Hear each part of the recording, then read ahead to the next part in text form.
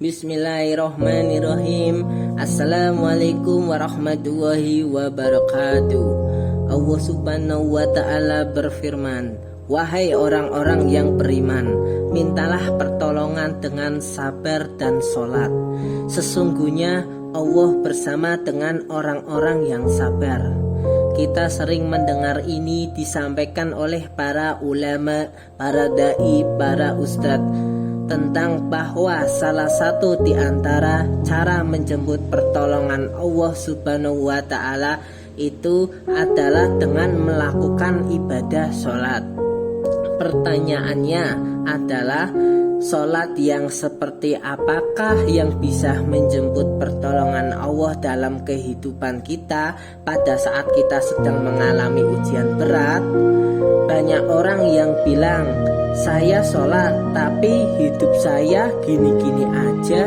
Banyak orang yang bilang, saya sudah sholat tetapi kok doa saya belum diijabah.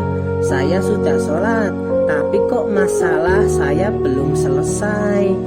Saya udah sholat tetapi kok musibah saya terus beruntun, tidak pernah berhenti.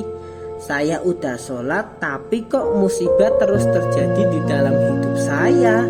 Sehingga teman-teman yang dirahmati Allah subhanahu wa ta'ala, kita perlu belajar sholat yang seperti apa yang bisa menjemput pertolongan Allah subhanahu wa ta'ala secara ajaib.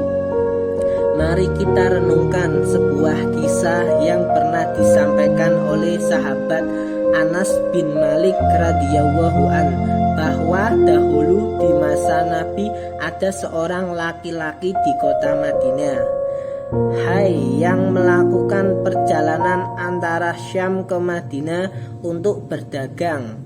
Di tengah perjalanan, laki-laki ini dirampok oleh para perampok. Ini dia diberhentikan oleh seorang laki-laki, kemudian hartanya diambil, lalu setelahnya laki-laki itu menghunuskan pedang kepada orang ini. Pedagang ini mengatakan, wahai fulan, jika engkau menginginkan hartaku, ambillah, tapi biarkanlah aku melanjutkan perjalanan.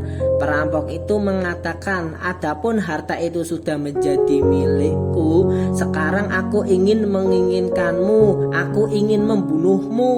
Ia merasa tidak punya pilihan. Akhirnya pedagang ini mengatakan, wahai fulan, jika engkau ingin menyakitiku, membunuhku, maka lakukanlah. Tetapi sebelumnya berilah aku kesempatan untuk melaksanakan sholat 2 rakaat.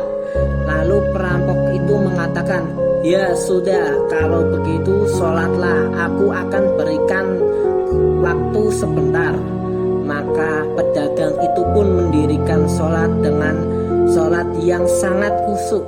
Di dalam sholat, laki-laki ini setelah membaca Al-Fatihah, dia membaca sebuah ayat di dalam surat An-Naml ayat 62. Apa ayatnya? Dia membaca kalimat yang artinya, bukankah dialah Allah yang memperkenakan doa orang yang dalam kesulitan apabila dia berdoa kepadanya dan menghilangkan kesusahan dan menjadikan kalian sebagai khalifah di muka bumi?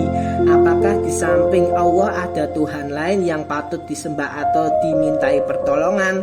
Sedikit sekali dari nikmat Allah yang kalian ingat. Teman-teman yang dirahmati Allah subhanahu wa ta'ala, inilah ayat yang dibaca oleh pedagang tadi ketika dia sholat 2 rakaat. Dia membaca kalimat ini dengan penuh penghayatan dan peran. Dia mentadaburi ayat, bukankah dialah Allah yang memperkenakan doa orang-orang yang dalam kesulitan dan menghilangkan kesusahan. Ia menghayati ayat ini, dia mentadaburi ayat ini, sehingga muncullah rasa yakin di hatinya bahwa harapannya saat ini satu-satunya adalah Allah yang dalam kondisi kesulitan, dalam kondisi terancam, dalam kesusahan dan berbagai macam makna dari ketidakberdayaan. Siapa yang diuji, siapa yang akan memperkenalkan doa orang yang tidak berdaya selain dan menghilangkan kesusahannya selain Allah. Maka mulai muncullah rasa di dalam hati laki-laki ini. Setelah membaca ayat tersebut, selesai dia lakukan sholat. Kemudian dia mengangkat kedua tangannya. Ia berdoa kepada Allah dengan menyebut nama-nama Allah yang mulia. Ya Rabbi, wahai Tuhan yang maha pengasih, wahai Tuhan yang maha penyayang, wahai Tuhan yang memiliki arus yang mulia, wahai Tuhan yang menambahkan makhluk, wahai Tuhan yang maha mengembalikan, wahai Tuhan yang maha melaksanakan apa yang Dia kehendaki. Aku mohon dengan cahayamu yang memenuhi sudut-sudut arus-Mu. Hamba mohon kepadamu dengan kekuasaanmu yang menguasai makhluk-Mu dan dengan rahmat-Mu yang meliputi segala sesuatu. Tiada Tuhan yang berhak disembah selain Engkau ya Allah. Wahai Tuhan yang maha penolong, tolonglah aku. Laki-laki ini berdoa meminta kepada Allah dengan menyebut kebesaran Allah di aras, menyebut cahaya-cahaya yang dimiliki oleh Allah, yang mulai tiba-tiba setelah selesai berdoa muncullah seorang laki-laki dengan pakaian hijau bercahaya. Dia mengendarai ekor kuda berwarna abu, tidak mengeluarkan pedang. Lalu perampok tadi mencoba untuk menyerang laki-laki berkuda itu, tetapi laki-laki berkuda itu menendang dengan kudanya sehingga perampok itu terhempas terjatuh. Kemudian laki-laki tersebut membunuh perampok itu. Seketika kemudian pedagang itu bertanya, "Siapakah Tuhan?" Lalu penunggu kuda itu menjawab, "Ketahuilah, saya adalah malaikat yang turun dari langit ketiga. Hai, ketika kamu berdoa kepada Allah kali yang pertama, kami para malaikat mendengar suara gemerincing dari pintu-pintu langit, sehingga para malaikat bertanya-tanya apa yang sedang terjadi. Tiba-tiba munculnya doamu yang kedua, hingga pintu-pintu langit terbuka dan nampaklah cahaya yang sangat benderang, dan di doamu yang ketiga datanglah malaikat Jibril kepada kami seraya berseru, siapakah di antara kalian wahai para malaikat yang mau menolong hamba Allah itu? Lalu aku memohonkan kepada Allah agar Ia mengizinkanku melaksanakan tugas ini. Wahai hamba Allah, ketahuilah, barang siapa yang berdoa dengan doa yang engkau baca tadi ketika dalam kesedihan, penderitaan, dan dalam keadaan sedang susah, maka Allah akan melepaskannya dari kesedihan dan akan menolongnya. Teman-teman yang dirahmati Allah Subhanahu wa Ta'ala, itulah salah satu kisah tentang keajaiban sholat seorang pedagang yang dengan salat itu Allah Subhanahu wa Ta'ala mendatangkan pertolongan yang luar biasa dalam masalahnya. Pertanyaannya adalah, apa rahasia sholat pedagang itu sehingga Allah mendatangkan malaikat khusus yang menunggang kuda berwarna abu? Malaikat itu membunuh perampok yang ingin mencelakai pedagang itu.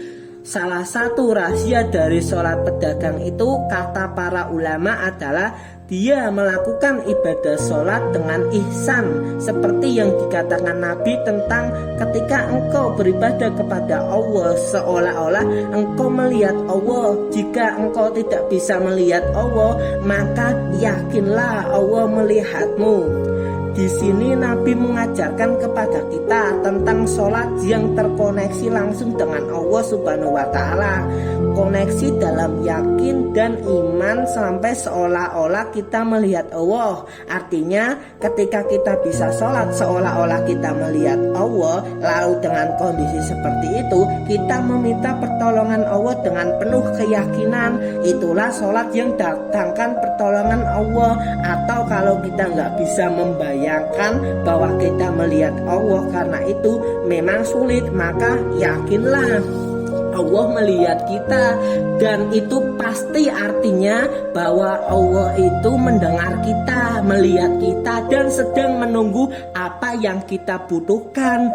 Maka orang yang bisa melakukan sholat dalam keadaan benar-benar seperti sedang bertemu dengan Allah, lalu dia meminta pertolongan Allah Subhanahu wa Ta'ala seperti tadi pedagang, maka sholatnya itulah yang disebut di dalam Al-Quran, wasta'inu bis-sabri was-salat, salat yang bisa mendatangkan pertolongan Allah.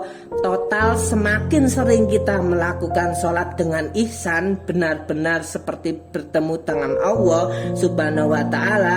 Kalau kita nggak bisa ngerasain, bagaimana cara menghayati kita melihat Allah? Yakinlah Allah melihat kita. Dan kalau kita sholat sunnah, kita yang lain terutama sholat tahajud, maka insya Allah sholat kita sudah menjadi jalan keajaiban dalam kehidupan kita. Barakallahu fi. Wassalamualaikum warahmatullahi wabarakatuh.